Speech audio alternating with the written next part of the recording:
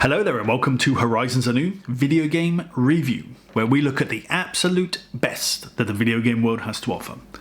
Now, the 16-bit era of video game consoles are not exactly known for their 3D prowess. Some consoles of that generation did try very early rudimentary polygonal graphics to varying levels of success. Consoles like the Super Nintendo had the Super Effects chip, which allowed it to produce such results as Star Fox, which was pretty good. It also had Mode 7, which allowed the illusion of 3D backgrounds in games like Mario Kart. So the Super Nintendo is held in high regard in terms of early 16-bit 3D graphics. Now, a question I always ask myself is, what did the mighty Mega Drive bring to the table with its blast processing? Because it didn't have Mode 7. Now, in this video, in terms of 3D graphics, we're talking about polygonal graphics, obviously, but also other methods of creating an illusion of playing in a 3D space, such as sprite scaling. So if you haven't subscribed to Horizons Anew, please do so now. Horizons Anew needs you to subscribe. And if you like this content, please consider liking and sharing as well. And remember to tap the bell icon so you always know what's on the horizon. So let's get down to the best 3D games on the Mega Drive.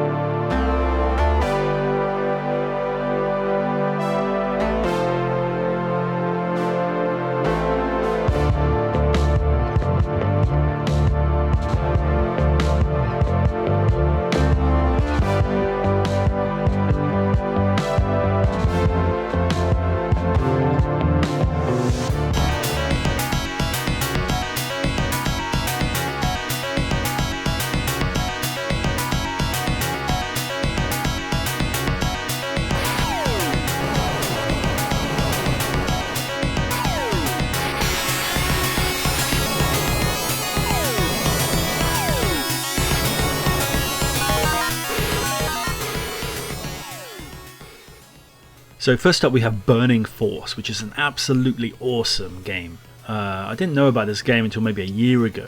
I was just doing research, trying to find new interesting games on the Mega Drive because it has such a huge library.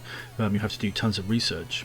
And yeah, I came across this game and it just blew me away. Really amazing graphics for the Mega Drive. Gameplay is awesome, very much like Space Harrier. Although I would say this is probably better than Space Harrier in a lot of ways. This version is definitely better than the Space Harrier version on the Mega Drive. The port is much better. And just generally as a game, I would say this game is a lot more interesting and just plays a lot better. I really like the gameplay. For most of the levels, you're just on the bike on the water. And then on the boss stage, you actually transform into an aeroplane that can move in all different directions. And it becomes pretty much like Space Harrier from that point. But yeah, I think it plays better. I guess with Space Harrier just feels so wild. You're just jumping around in all directions, firing here, there and everywhere. In Burning Force, it just feels a bit more structured because most of the levels you're just on the surface of the water and you can move and you can kind of see where your bullets are going to go and where they're going to hit. It kind of feels almost like Space Invaders in that way. You shoot and you kind of know when the enemy is going to be there to get shot. So for me, it's a little less crazy, hectic and wild as Space Harrier, which just seems like pure luck if you manage to get through it, whereas this game actually feels like you can develop a little bit of skill in the gameplay. But yeah, graphics are excellent, and I think this is a massive showcase of the capabilities of the Mega Drive, and I would highly recommend going after this one. It's not cheap, it's not ridiculously expensive, but you know you're going to have to pay a little bit for it.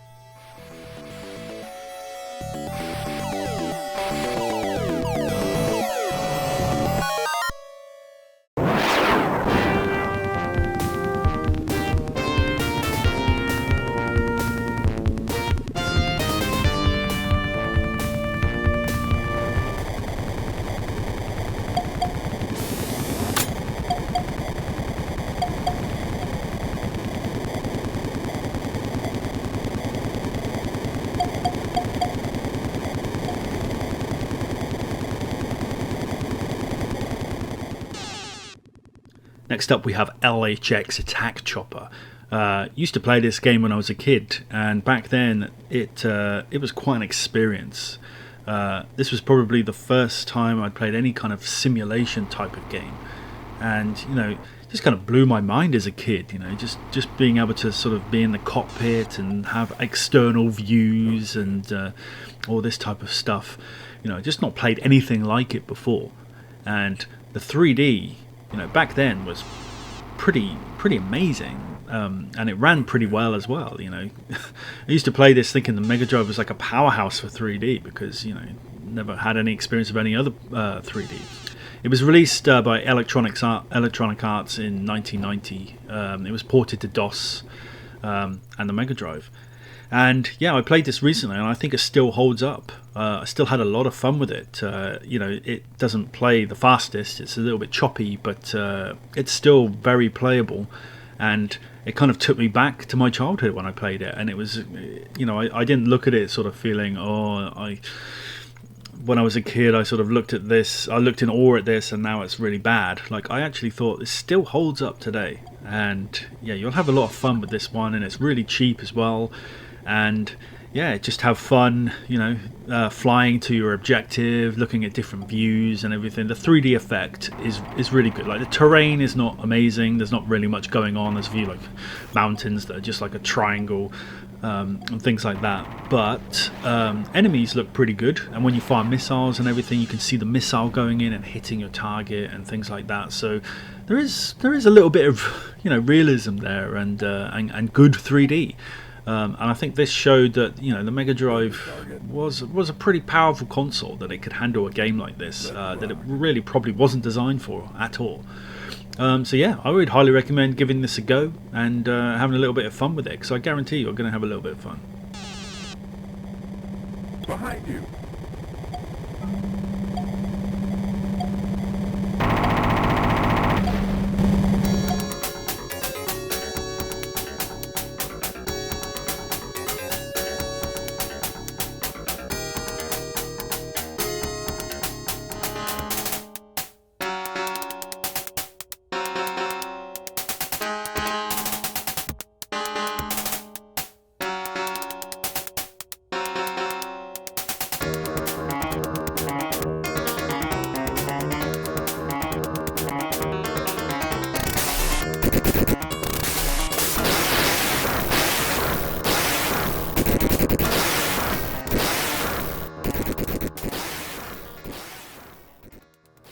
Super Thunderblade, originally an arcade game released on the Mega Drive, one of its launch titles actually.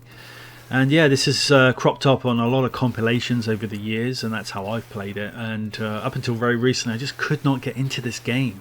I just found the gameplay really difficult. You'd start playing and then just die and die and die and die, and you just get to a point where you're like, I'm fed up with this, and I'm just gonna leave. So until I started doing some gameplay for this review, I just had never really played it that much or thought much of it really. But this time I really tried to knuckle down and have a good go at playing it, and I really enjoy it now. I think you just have to get used to the gameplay and the style of gameplay. And one of the first rules that I found in this game is you have to keep moving. If you stay still for even a second, you are going to die. And it is a difficult game, so you just repeat playthroughs and hopefully you can get through it. But yeah, the sprites in this game look amazing. Like I say, it's a little bit jittery with the sprite scaling and stuff to give the 3D effect, but it works. I was actually surprised at the size of some of the sprites in this game, like some of the bosses and everything. It's really impressive for the Mega Drive to be dealing with these sprites like this. And yeah, I think it looks really good for the Mega Drive. It's a great 3D effect, and once you get used to the gameplay, it's a really enjoyable game. It really, doesn't match the arcade. I just had a look at some footage of the arcade and it looks amazing. I'd love to play that on a Saturn or something, but I don't think it was ever released for the Saturn. But yeah, it's obviously been scaled back a lot to run on the Mega Drive. But it's a lot of fun, and it should show you sort of my new appreciation for this game. I actually want to get a copy of it physically, because I just think it's sort of part of gaming history. It's one of Sega's staple games, I would say, for the Mega Drive. yeah, I'd highly recommend, and it's a good showcase, especially for a launch title.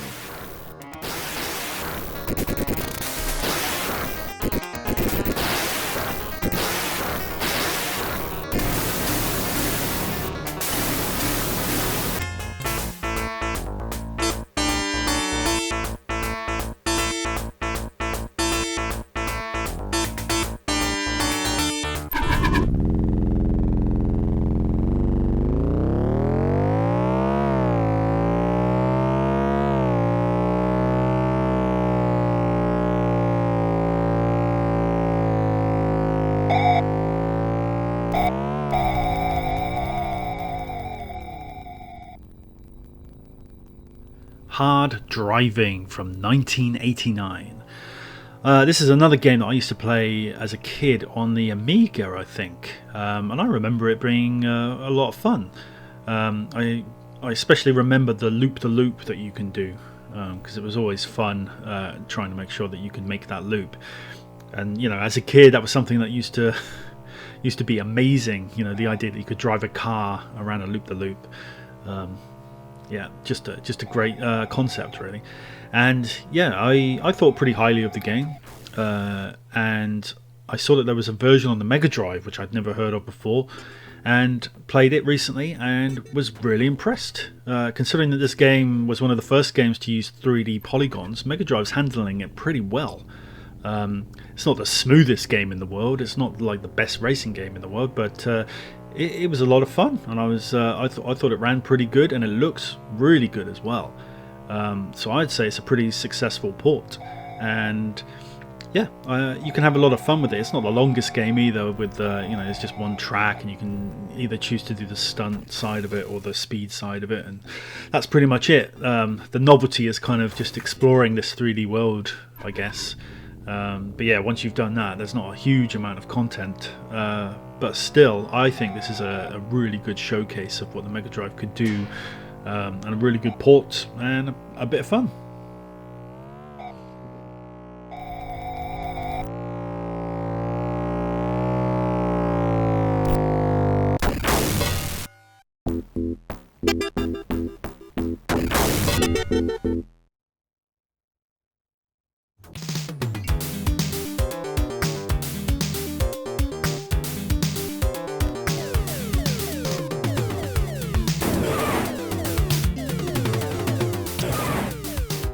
Galaxy Force 2, another Mega Drive game based on an arcade game. The arcade game is an absolutely stunning game, part of Sega's Super Scaler arcade cabinets.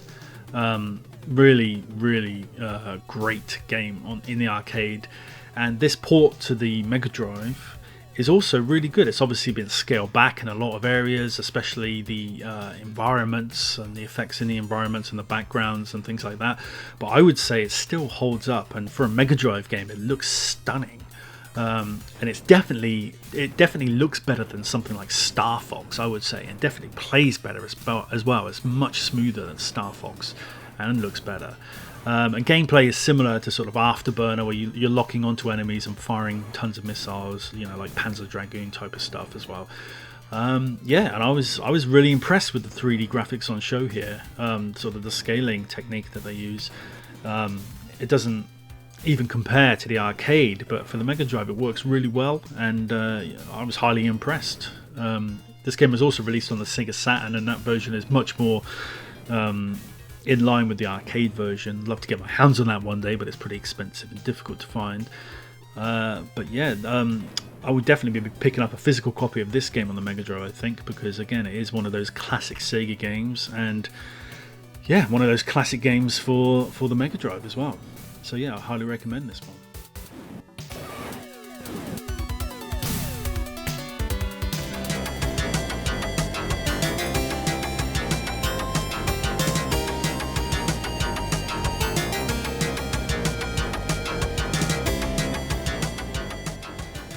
F15 Strike Eagle 2. There have been tons of games like this released on the Mega Drive, like F22 and F19 Stealth Fighter, Nighthawk and things like that. So there are a bunch of games like this, and they all play very similarly and they all look very similar as well. But I picked F15 because I think of all of them, it plays the best. It's a little bit smoother and easier to play, while still looking great. And I think, you know, like LHX Attack Chopper, this is a good showcase of how the Mega Drive handles these type of graphics, which it wasn't really designed for. But yeah, I played F15 Strike Eagle and had a good time with it. And I think, again, it is a very good showcase of the 3D capabilities of the Mega Drive. You're not going to be blown away by it. It's not ultra smooth or anything like that, but it's good. It's a good fun time, and I would recommend it. So there you have some of the best 3D games on the Mega Drive. You probably would have noticed that there are some games missing from this list that might be considered good 3D on the Mega Drive. A lot of them racing games.